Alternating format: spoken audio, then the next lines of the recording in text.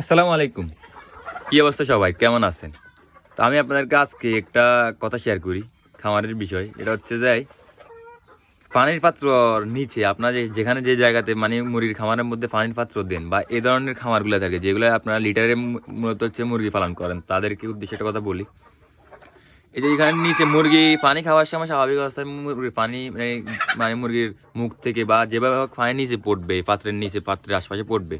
তো এই ক্ষেত্রে হয় কি, এখানে একটা বীজ মানে পানি পড়ে বীজে স্যাঁতস্যাঁতে হয়ে যায়, লিটার আর হচ্ছে সব কিছু মিক্স হয়ে। তো এখানে আমি যেটা বলতে চাচ্ছি আপনাদেরকে, এখান থেকে হচ্ছে মূলত ভাইরাসের সৃষ্টি হয়।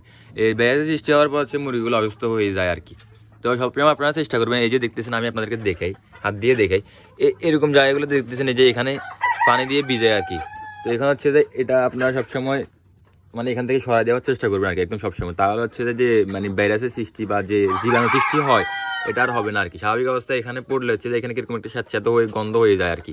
তো আমি বলবো যে এটা করা যাবে না আর কি। এটা সবসময় আপনারা যতবারে পানি দিবেন, তারপরে খাবার দিতে আসবেন বা খামারের মধ্যে আসবেন যে কোনো কাজে, আপনারা সুন্দর করে এগুলো পরিষ্কার করে দিবেন আর কি আশপাশে। আমি সবসময় এটা করি, কারণ এটা না হলে হচ্ছে যে এখান থেকে অ্যামোনিয়া গ্যাস তৈরি হয়ে যাবে বা যে কোনো ভাইরাস সৃষ্টি হয়ে যাবে এই আর কি।